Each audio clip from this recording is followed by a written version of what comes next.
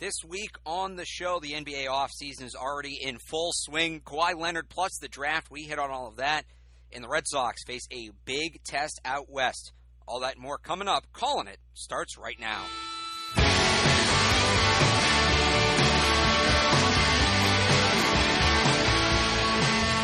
Welcome to the show. This is the Calling It podcast, powered by CLNS. Alex Barth along with Alex Lebowitz. We're actually recording in Lowell today, the WCAP studios, because you're nice enough to let me be on your morning show this morning. Thank you very much. Had a good time. Yeah, it was a good one. We got a lot of pretty good feedback, and which is good. Most times you have fill-ins and whatnot, and some people aren't as into those shows as others. But I feel like today we had a good topic that we discussed, and a good cast as well. Dennis Caney coming in, Asa Stutz. It's a fun time. Talked to Bob Lobel. Of course. That was a lot of fun. And the other exciting thing going on in Lowell today, and I meant to say this on the show last week, I didn't, so I'll say it today in case anybody listening to the show doesn't follow me on Twitter.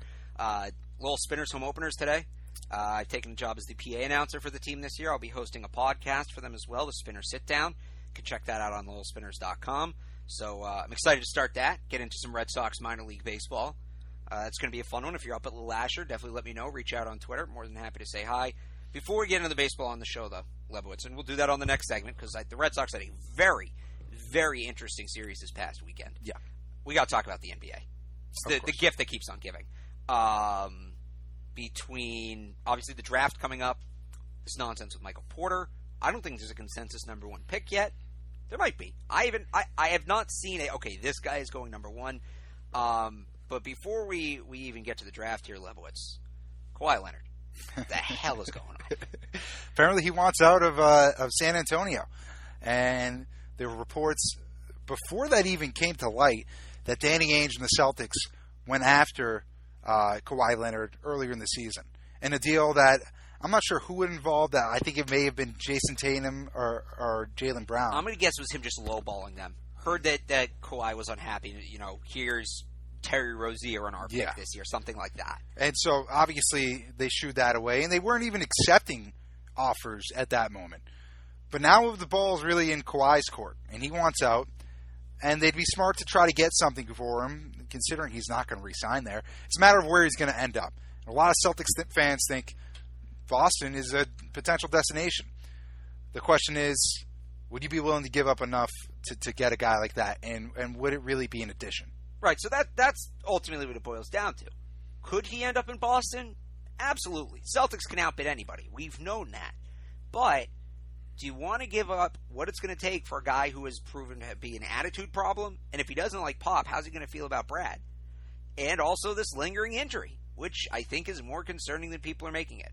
So, look, if you get him on a flyer, if you can, trade him for Jaylen Brown straight up, fine, I do that. That's probably as much as I'm doing. Yeah. Maybe throw in the 27th pick, whatever. But Kawhi straight up. For Kawhi, what? Or no, for Kyrie, rather. Different K name. I mean, you're going injury for injury, but Kyrie fits in the locker room and he's a better player. I probably wouldn't do that. Okay. Now, if you want to talk about Kyrie for Kawhi and a couple of picks, I'm interested. But I think if you're giving up Kyrie, you should get more. I think Kyrie is worth more than Kawhi at this point.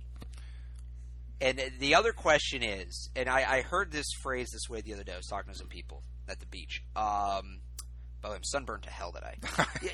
You got rosy cheeks. Can I go on a side rant for a second here? Go for it, please. The spray-on sunscreen is the biggest fraud. It's a gimmick. It's a scam. Because when you put on the cream one, right? Yeah. You can rub it in. You make sure you get it. You still got to rub in the spray-on stuff. You do, but you can't tell where it is, and you get like these exact lines. Like, I don't know if you can see on my cheek. There's a straight line right down my cheek where you can tell where I stopped rubbing it in. You don't with the cream. You can look, or you can say, "Hey, do I have it on my face?" So, I am not at all a fan of the spray-on sunscreen. Yeah, you gotta go lotion. The only thing spray-on sunscreen is good for is back, because I don't want to rub someone else's back, like another guy's back. Fair.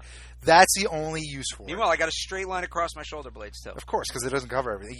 You're gonna lose out somewhere. It's just it's a battle. I was out in the sun for a while. I went to Canterbury Lake Park. You came out okay. I got a tan. I got a nice bronze. You did it perfectly. That's a little too much. Which is unheard of for me. But anyway, so we were talking about Kawhi Leonard. So this is the other interesting part of it in terms of the Celtics pursuing him that I heard is let's say you find out he's about to go to Philly. Do the Celtics have to come in and make the move? If he's about to go to Indiana, if he's about to go to Toronto, do the Celtics have to come in and make the move? Because it sounds like he's going to the East. The price for a Western team to get him is obscenely high, and at this point it's more or less off the table. The only team I think would be in play is Sacramento, because we know how Pop loves to go to the foreign market. Doncic, they get the second 2 pick if they can get him there. Maybe that works. And it would probably be the second pick and somebody for Kawhi. But do the Celtics have to stop a guy like they did with John Lackey, the Red Sox did with John Lackey? He's about to sign with the Yankees, so the Red Sox, even though they didn't need him, signed him because they want to play him. Do the Red Sox need to trade for Kawhi? Do the Celtics need to trade for Kawhi if it means Philly doesn't get him? No, because even with Kawhi, Philadelphia isn't beating the Celtics in a 7-game series next year. If both rosters are healthy. The Celtics just crushed them in 5 games in that series without Kawhi Irving or Kawhi. Jeez, we're all over the place. I know we've been you up. Take us out of our element. You take us out of the studio. It's a mess. Kyrie Irving and Gordon Hayward, they crushed that team. So you're talking about having those 2 guys back.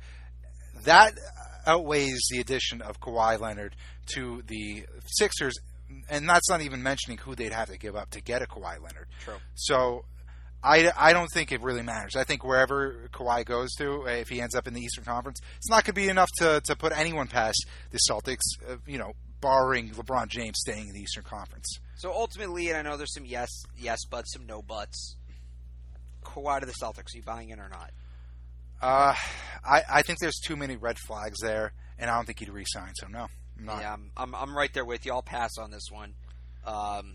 Anthony Davis is going to be available at some point, and if you gave up those assets for Kawhi Leonard, you're going to look like idiots. And I trust Danny to do the right thing at this point. And I've been a major Danny Ainge basher, but the last year and a half, I've really come around, and I trust Danny to handle this right.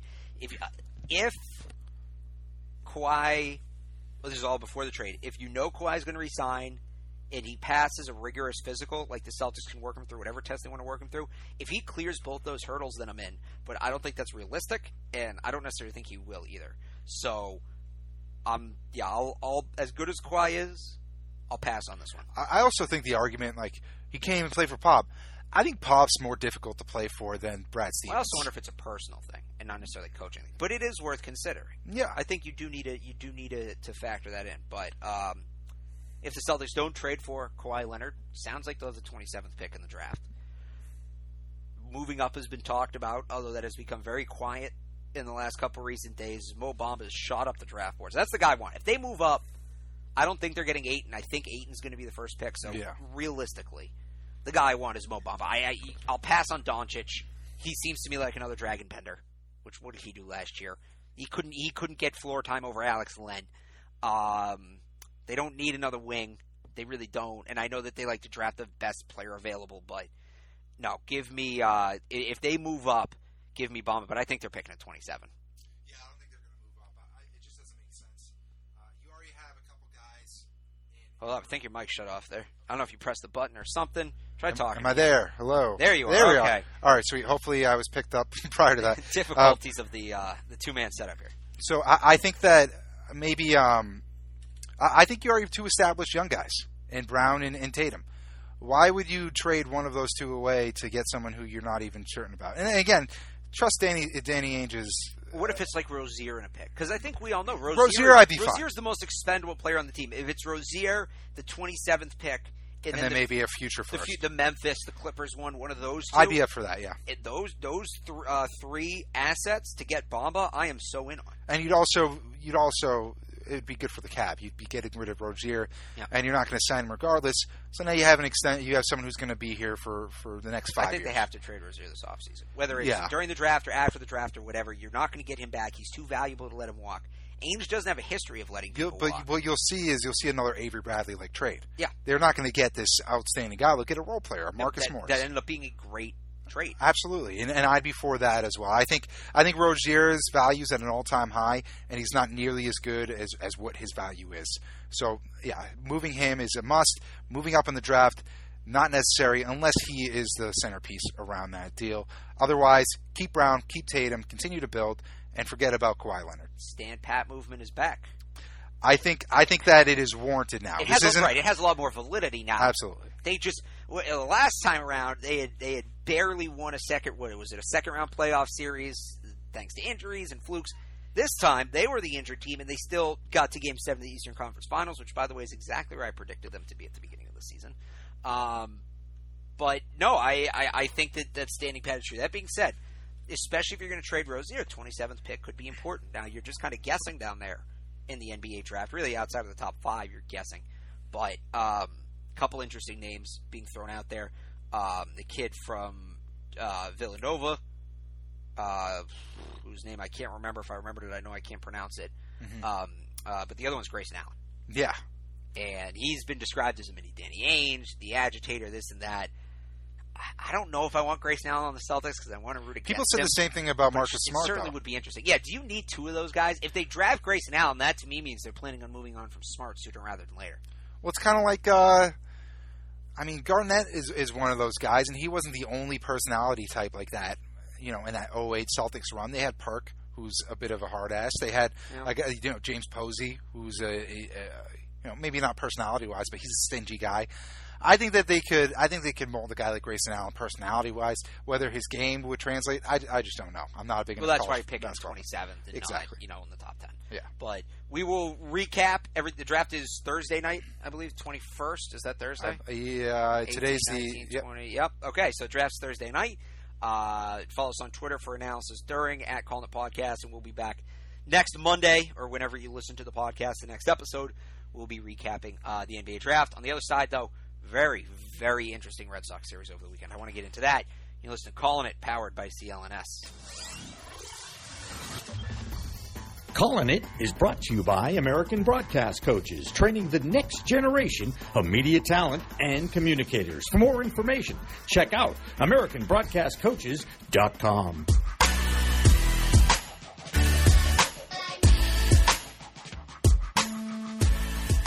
You have a good Father's Day there? I did. My dad actually went to Martha's Vineyard this weekend with my mom. So it was just my grandfather. My grandfather's birthday falls on Father's Day. So he turned 88 yesterday. We're recording this Monday, obviously. So it was a good time. My brothers came into town, and we don't see each other quite as often nowadays. They live in Boston. It was good. How about you? Very nice. Yeah, it was good. We went out to Nantasket Beach. Nantasket? Yeah, Nantasket. South Shore? Hull. Hull, yeah, okay. By Hingham. Hingham, yep. So, that was some family friends were hanging out. I slept most of the time, just had the radio on. Then went home.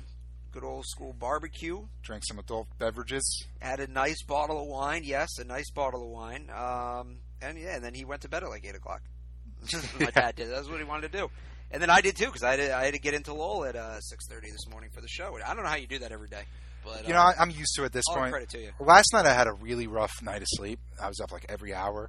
So getting up this morning was tough. But once I got in, the adrenaline starts going. I'm feeling great right now. What's your favorite dad joke? My favorite dad joke? Day, okay, yeah. Let's see. There's one that I have that I'll tell you off air. It's a little inappropriate. Okay. My brother made it up. It's really funny. I don't know if I have a favorite dad joke. I'd have to think. What about you? So, I'll go with the short one. I got a long one, a short one. Did you hear about the guy who got fired from the Calendar Factory? Oh, I know. He took a couple of days off. I tweeted that from the account. That's a good one. That's a good one. So this is my meta dad joke. If a comedian, let's say a comedian like Daniel Tosh, right, just really, really like really kind of off-color comedy, talks a lot about nasty stuff. If that comedian has a kid, do all those jokes become dad jokes? Because it's a dad making the joke. See, it's a meta dad joke. It's a dad joke. So then you're that's a really broad topic. Right? Is any comedian who's a dad or any of their jokes automatically dad jokes? But let's get to the Red Sox. Okay. They went out to Seattle this weekend. They split a couple games. Couldn't really hit. They scored 6 runs in an inning on Friday night, but that was mostly due to errors. They got shut out Saturday. And then they were able to get the offense going on Sunday. So finally, Thursday night only had 2 runs. Thursday night they only had 2 runs. That's right. It was a 4-game series, and they went up against some good pitching. James Paxton, I think, is clearly towards the top of the board for the Cy Young. They had to face Felix Hernandez. We know who he is, how good he is. They had to face good pitching, but Sean McAdam kind of blew up my spot when I asked him about this last week on the show. Remember, I said, are people sleeping on the Seattle series? No, not the Astros, Seattle. I legitimately think, and I know I'm not the only one who has this opinion, Seattle's the team the Red Sox need to be worried about. Not the Astros, not the Yankees, Seattle. I am buying it, and that they were my preseason pick when we did our picks early in the year. Mm-hmm. By the way, the not Ohtani Rookie of the Year pick, we nailed that. Yeah, we nailed it. I had the Mariners as my kind of sleeper team, and they've been better since Cano went out. I think that series was a playoff preview, and the Red Sox, it was a 2-2 split. I would not say the Red Sox won that series. I wouldn't. No, it was a 2-2 loss, really. Yeah. And I wouldn't say Seattle's the team to beat. Houston, 11-game win streak right now. They went 10-0 on their road trip. So you're talking about that AL West. It's going to be a tightly contested battle. I think it says a lot. It speaks volumes that a team in the Mariners is fighting for that division. You know, and McAdam leading the division. Right now. I think they might be tied. They might be back one game after last night's that loss. wild card game. The wild card game is going to contain pending a major collapse. They're 1.5 games back. 1.5 games back. Okay, thank you. As we record this Monday morning. Yeah. The wild card game is going to contain 2 of these 4 teams: Red Sox, Yankees, Astros, Mariners. Mm-hmm. That's going to be some game. And then you'll have a team like Cleveland or Detroit coming out of the Central Division, right? And they're going to have the worst record out of all of them. Yeah. Which that's a problem, and time will cure that problem. But this is we haven't really talked about this.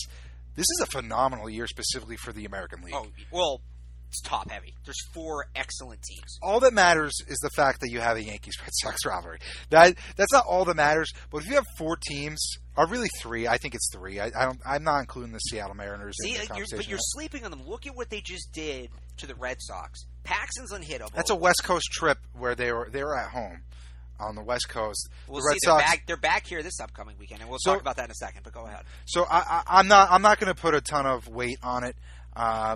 I think they benefited from Matt Barnes blowing a game pretty much, and their starting pitching did very well. But that's a flaw, that's a flaw the Red Sox have is their bullpen. They didn't benefit from Matt Barnes blowing a game. Matt Barnes is going to blow games. You see, and I'm someone I'm a bullpen defender. I am. I am a bullpen defender for the most part. I think they have a lot of talent. The Red Sox, that is, in their bullpen. They just lack consistency. I think Joe Kelly has the ability. It's not going to last. To be a very good pitcher. It's not going to last. That's the problem. It never lasts with Joe Kelly. They need to add. He had a decent playoffs last year, didn't he? I got all perked up when I heard about who was it? The Devers for Britain and Zach Britton. Yeah. I think if you make that trade, you win the World Series. Yeah, it puts you over the edge. So I'm still not sold on the bullpen, but yeah, no, it is definitely an interesting year, and we'll see. Seattle's going to be back in Boston this weekend, just a 3-game set, Friday through Sunday. Let's say they can't split that; it's a 3-game series. Let's say the Red Sox take 2 out of 3, but they're all close games. Yeah. Then are you buying in on the Mariners? I think they'll be a contender, but I'm more worried about the Astros. I'm worried about the Yankees. Well, maybe not the Yankees. I'm definitely more worried about the Astros, though. I think that's a team that we just saw. When they get hot, they're unstoppable. They have 3 of the best pitchers in baseball, and their lineup is exceptional to boot. So that's a team top to bottom, the most stacked by a mile. The Yankees, they have flaws. Great lineup, but they have flaws. I'm not as worried about the Yankees. I think their biggest opponent is the Astros. It's not the Mariners. I think you'll see the Yankees and the Mariners in that wild card game. One of those two is going to come out of that series, and I think at the very least, the Astros will be that team in the ALCS. Well, and it might be a little early to have this discussion, but All-Star Game's right around the corner. Yep. Less than a month away. Yep. So this is kind of what I was thinking about this weekend. And part of the reason I say the Mariners are my team to watch, the Mariners actually played the Astros exceptionally this year. Mm-hmm. And the Astros are very good, and this is part of the reason I'm saying they need to look out for theirs. The Red Sox may be better off with the 2 seed than the 1 seed, because whoever finishes in first place in the American League is going to have to play the winner of that wild card game. Second place finisher gets Cleveland, who sucks. I know they're in first place. I know they were a great team last year. I know they added. That's not there is a huge gap between 4 and 5. And we can talk about the gap between 3 and 4, and I know it's probably small. It's probably larger than I'm making it out to be.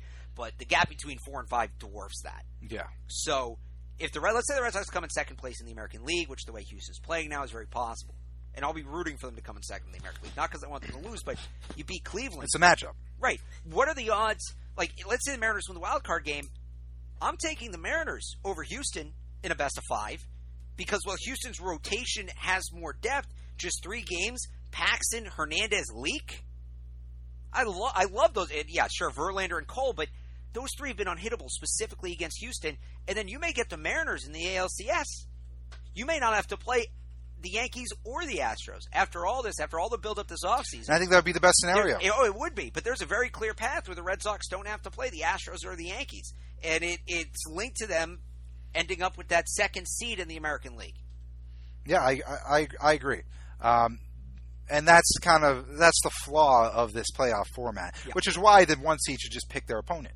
Wild card teams. No, I hate the pick your opponent thing. That's so dumb. Settle it on the field. Maybe not. You saw Matt McCarty. Did you see Matt McCarty's hypothetical league? Which is so in depth. I'm just like, I wish I could like. He had me up until the choose your opponent. And there was one other thing. Oh, it's like a league wide off day every Thursday. You can't do that because you're the only sport on. You got to capitalize. Yeah, on that. absolutely.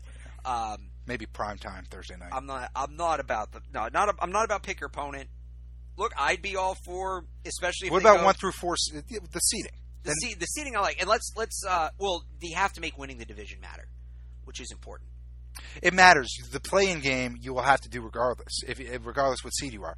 But if it's a 95 win team against a 94 win team, and that 3rd division winner is a 91 win team, that 91 win team should be the bottom seed, in my opinion. But then winning the division doesn't matter. And no, it does, because you have a 5-game series opposed to a winner go home to go get into that 5-game series. You're still skipping the wild card round. That's a huge benefit. You're in. I think that's what it comes down to. Are you talking about Matt's format or I think I'm disconnected here, in the actual format, changing it up? I'm saying the wild card game still matters. You have the 2 wild card teams fight for that final spot, but the seeding goes by record. So you're saying once the wild card team wins, then you reseed? Yes. And people might not get around that because that's like that doesn't make sense. It kind of makes sense to me. No, I actually think that does make sense. That's sort of what they do with the NFL, right? Do they? No, they don't. No, they don't. I'm thinking because it's not a fixed bracket in the NFL is what I'm thinking of. I don't hate that idea. They got to do something because we're going to get 3 outstanding series in the American League, if you include the wild card games as a series, I guess. Yeah. We're going to get 3 outstanding matchups in the American League, and then whoever plays Cleveland in the DS is just... Yeah, it's going to be garbage. And let's hope it's the Red Sox. Yeah. Let's hope, although Cleveland's kind of killed the Red Sox in the playoffs in recent years, but then you get Cleveland against Seattle or Houston, and who wants to watch that? That's true. For me, it's all about what the best matchup is for the Red Sox. Avoiding the Astros is priority. I'd rather play the Mariners than the Astros. And as a fan, I most want to see them play the Yankees in the ALCS. I think that would be amazing. If you end up with the Yankees, it's going to be in the DS, though. And that's going to suck because we're going to get a best of 5 instead of a best of 7, Red Sox Yankees. But I don't see a way the Red Sox play the Yankees in the ALCS. Yeah, it doesn't seem like it's going to happen. Because they'd have to beat Seattle. No, the Red Sox get the 1 seed. That's very possible. Red Sox get the 1 seed. Yankees get the wild card. But then the Yankees have to beat Seattle and Houston. Are they good enough to do that? They don't have the pitching depth to do that. I think they could do it. I think they have the lineup. Look, we'll see. A lot can change between it now and the playoffs. But as it stands right now, can they win that wild card game? Sure. Can they win a best of 5 against Houston or Seattle, having used Luis Severino, who I'm imagining would start the wild card game? Mm-hmm.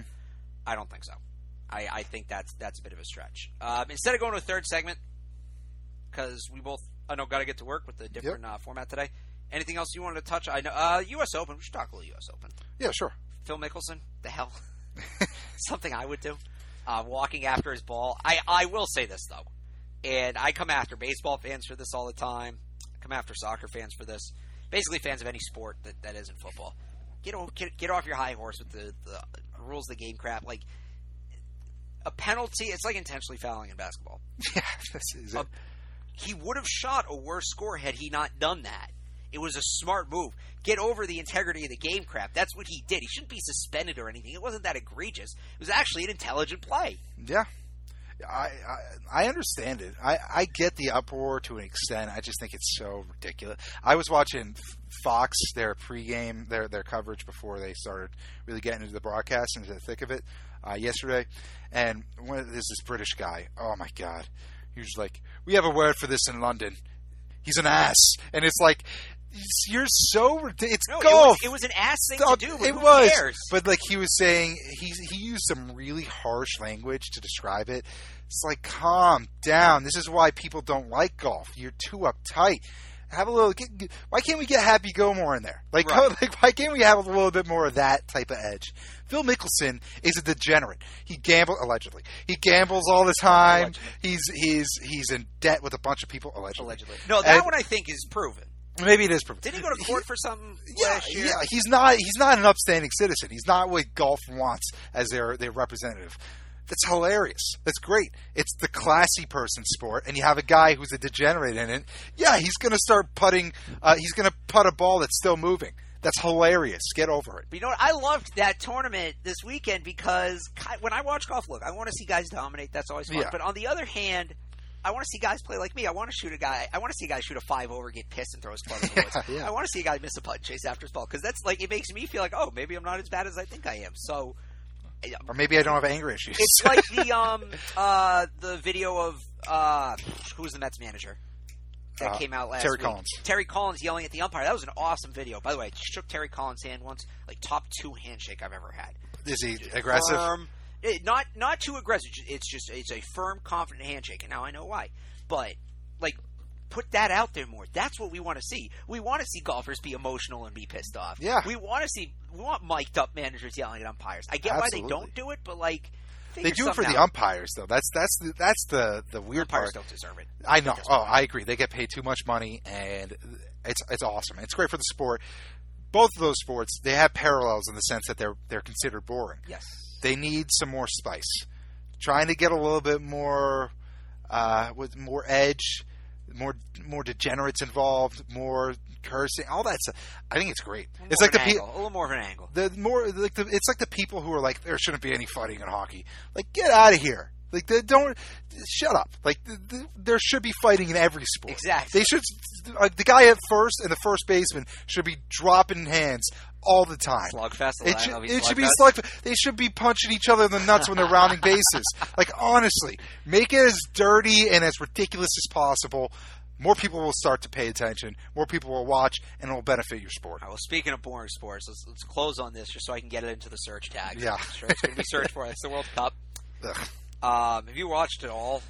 I watched it a little bit. I tuned in here and there. It's on all day, so there's I watched. It's a spectacle, so I think that itself makes it entertaining. I could do without it. It's if the U.S. was in it, I would watch the U.S.'s games because those are fun because I have rooting interest. I can't really watch any sport I don't have rooting interest in.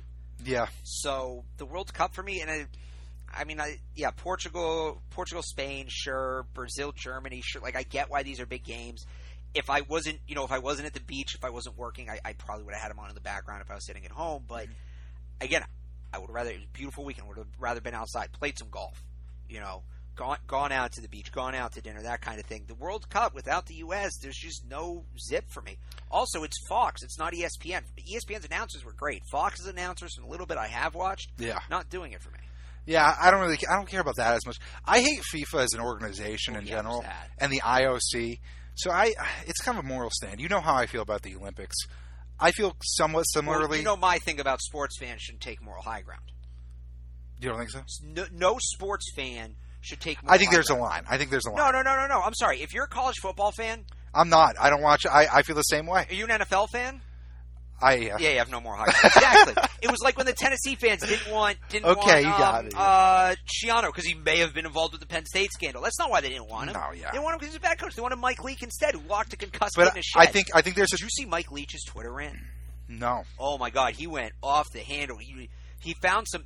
Again, try not to get political on the show, but he found some clip that was cut together. It was a speech Obama gave, and they cut in like individual words to make it basically sound like Obama was saying like, yeah, we set up a shadow government and we're trying to control the world's population. That's such a Mike Leach like thing to tweet. 3 or 4 different, and he basically just tweeted out and said, look, I'm not one to show my sides politically, but let's have a discussion about this. And people are telling him like, this is edited, and he's like, show me where. And people are showing him. He goes, I don't believe you. Yeah, it was bizarre.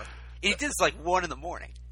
Yeah, check it out if you haven't seen it. He's definitely sober for doing that. I think what the IOC does is it's about the citizen and the way they go about constructing the venues to have these events. In Sochi, hundreds of people died during the construction. These cities in debt.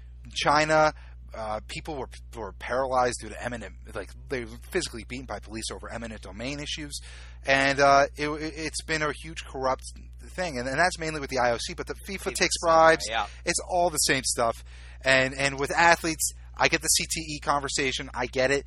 They do get paid though, and the reality is, they're not doing it against their will. There is a separation there in my. What about enabling guys? Not to go down this rabbit hole. It's not just CT. Enabling guys like Josh Brown. Oh, of course, like Alden Smith. There's no moral high ground for sports fans. That is a rule 1A for me. I'm a sports fan. I'm not an NFL fan. I'm a Patriots fan. I'm an NFL fan. I'll say I have no moral high ground when it comes to sports. Back to World Cup, because I want to do a full segment on this week, and we wouldn't need a third person, and I think we will have a third person next week, by the way. Spoiler, so we'll get to do one of our favorite segments. But who are you rooting for in the World Cup, if you had to pick a country? I mean, everyone's going Iceland. I think that's nice. They'd be the 64th largest city in America. Their coach is a dentist. I know. That's pretty cool. It's an awesome story. I know it's boring, but I'd probably go them. I don't really care about any other country. I'm of Eastern European descent. So Russia, Lithuania. I can't root for Russia. I can't root for Russia. I don't know if Lithuania's in it. I don't think Lithuania's in it. Morocco, Eastern Europe? No, Morocco's Africa. But Morocco, we're both Jewish. It's a giant Jewish. They had a bad loss. I saw they had an own goal or win. They had an interesting game against Iran. Iran, yeah. So shows how much I'm watching. Yeah, I don't care who wins. On that note, we should probably start wrapping this up once we don't know what we're talking about. Everybody enjoy the weather. It's supposed to be 90 degrees out on Monday. 95, so if you listen to this today, that's they planted palm trees in Boston, the Boston Common for the summer. This isn't Florida. This isn't California. I don't recognize the city anymore. I don't. It's a cheesy thing to do. I was at the Tasty Burger in the Seaport, which don't get me started on the Seaport. But, I mean, as un-Boston as it gets. It is hipster, millennial, gentrified, central. It's a nice area, though. If you're into that sort of thing. The Shake Shack, which I just went off on a millennial rant. I'm saying I like Shake Shack. We're allowed exceptions. Of course. But the Shake Shack had dog treats on the menu. Leave that crap in San Francisco, okay? Yeah. Leave that crap in Soho. Don't bring that into my city. We can get our own dog treats for our dogs. Don't bring your dog into the restaurant. First of all, it's unsanitary. It's gross. Second of all, bring their own. It's intrusive. $5 for a dog treat at Tasty Burger. You have too much money. Yes. I have no time for you. Or you're too nice to your dog. I'm sorry. That too. No, the people who bring their dogs on vacation, the dog doesn't know it's on vacation. Sand. That's right.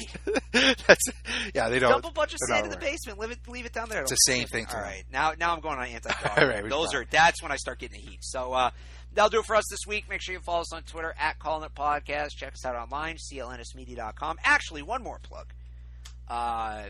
Cool, very awesome CLNS announcement today. Jeff Goodman, formerly of ESPN, now with Stadium, will be doing a podcast with CLNS, the Good and Plenty podcast. I believe I don't have all the details. It was just announced this morning, but I believe I saw he is planning on doing a pre-draft show. So check out clnsmedia.com, at clnsmedia on Twitter. It'll be up when it's up. You'll find it there. That's where it'll. And if you follow Jeff too. He was Jeff Goodman ESPN. I don't know what his new Twitter handle is. He's got to change it. Jeff Goodman then Hoops. They lose their verifications, the whole thing. Right. He did change it. I think it's Jeff Goodman Hoops. I should have looked that up. But Jeff Goodman now with CLNS.